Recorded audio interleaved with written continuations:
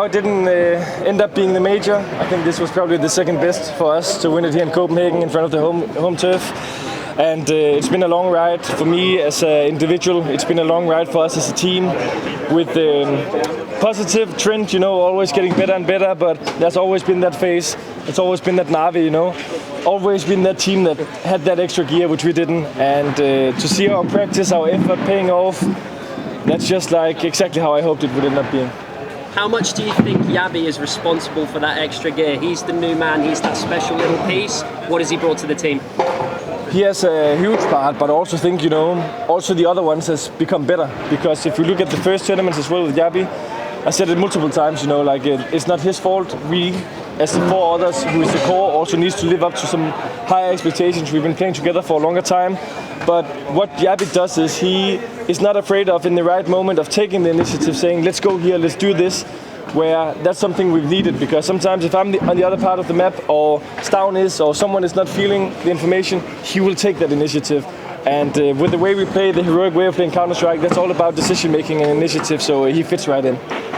A lot of people have said historically that maybe you're not an AWPer that people can win trophies with. What do you have to say to those people?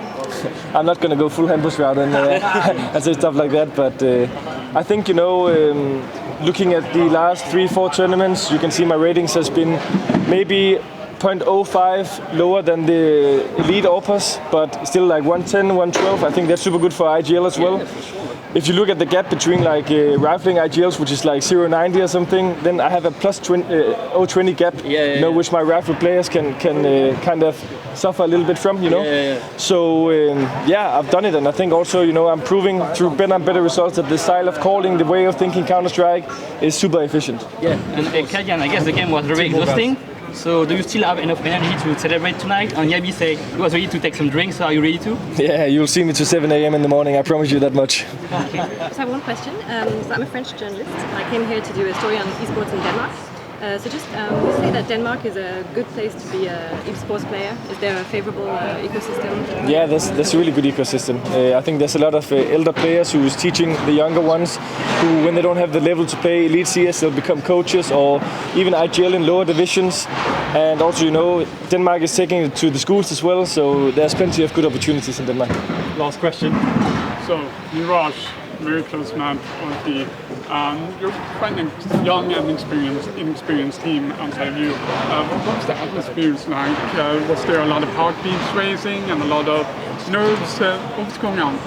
Yeah, I think I learned throughout my losses and my career now that panicking when things get like a little bit out of hand is not a good idea. So also when we were down 0-5 and overpass on arguably the hardest T side of the game, and we didn't get more than 2 or 3 kills in those 5 rounds, I still said, guys, calm down. We're making the right moves, we're communicating good. This will end up turning in our favor. And I had the same feeling on Mirage, keep fighting for every round, keep looking for that extra good plan. And 1 or 2 years ago, we would definitely have crumbled under that. I would definitely have crumbled under that. But this time, I've been growing a little bit older.